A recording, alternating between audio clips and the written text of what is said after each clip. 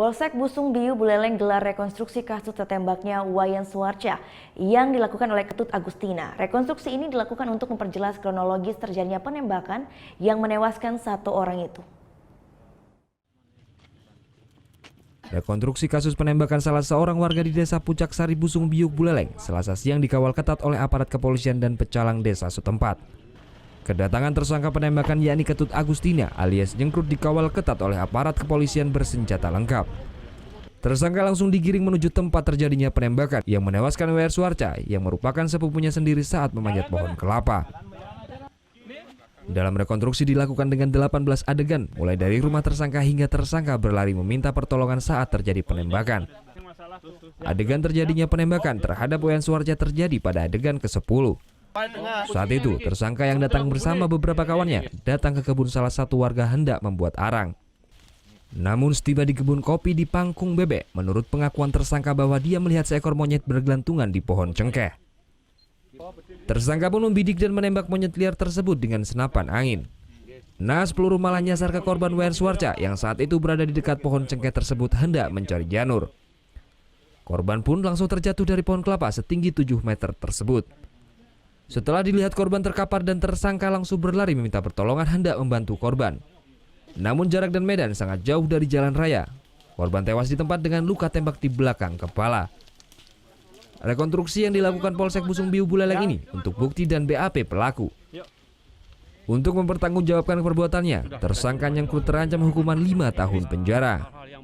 Ada 18 adegan, mulai dari berangkat dari rumah sampai kepada dia mendekati korban pada saat jatuh. Ya.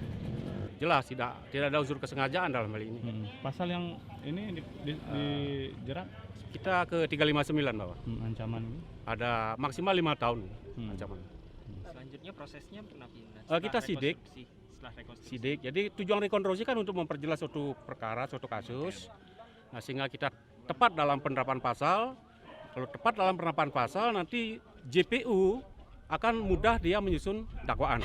Kalau dakwaan sudah mudah disusun oleh JPU, tidak ada lagi P19 dari JPU ke penyidik.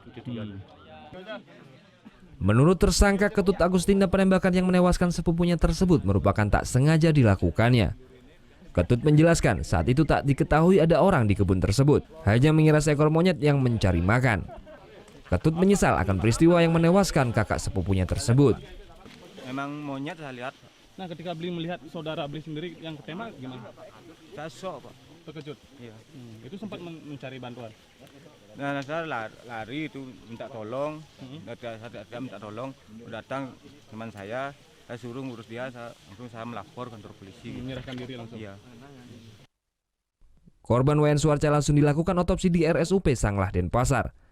Dari hasil otopsi, korban meninggal dunia lantaran peluru bersarang di belakang kepala, tembus hingga otak besar. Sementara jenazah korban Wayan Suarca telah dikremasi oleh pihak keluarga. Korban meninggalkan seorang istri dan 2 anak. Untuk mengantisipasi terjadinya penyalahgunaan senapan angin ini, pihak kepolisian telah menghimbau warga untuk tidak melakukan pemburuan di wilayah Busung Biu Buleleng. Putu Wijana melaporkan untuk NET.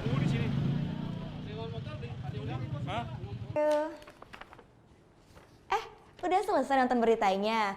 Jangan pergi dulu dong. Subscribe dulu dan nonton tayangan lainnya di sini.